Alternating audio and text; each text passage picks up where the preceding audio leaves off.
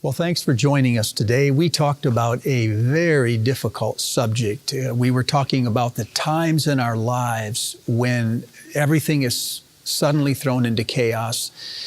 It's not always because of things that we've done or things that other people have done to us. Sometimes it's just due to forces beyond our control. And in the middle of these times, we often wonder where God is, or if He's there, why He's allowing these things to happen. So we talked about Jesus walking on the water. And the most remarkable thing about that to me is not that Jesus walked on water. If He's God, He should. What surprised me was that He walked into a storm without calming it. No God would do that. Gods caused storms, or they calmed them, but they didn't go into them. They weren't subject to the elements that they themselves created. But that's exactly what Jesus does. So here's how I think this plays out in our lives today. Whether we're in a religious environment like a church small group or a Bible study at work, or whether we're in a non-religious environment, there are two things that I think we can model in front of people all of the time, and both of these are present in Jesus' life. One is we have to show people what it means to love them.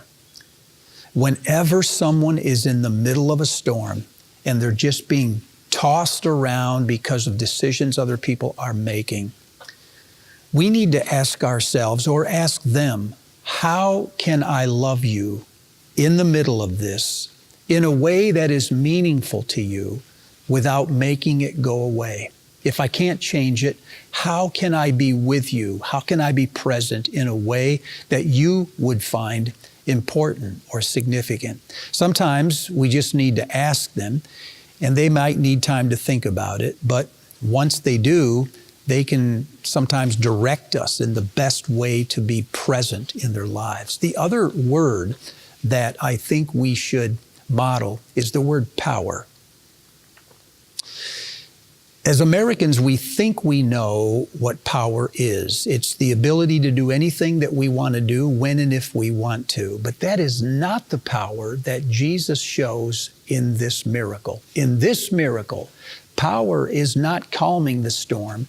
It's sustaining yourself in the storm.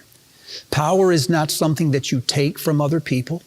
It's something that you give away. So as leaders, as parents, coaches, business people in our community, let us model a different kind of power. Let us be fully present in people's crises when they're happening, and let us give to them every life-giving resource that we can. Let's become servants that get under people and lift them up in their time of crisis. And I think what will happen is, once the storm passes, and it always does, they'll look back and know who their real shepherds were. And what I'll pray for this week is that they'll know it's you.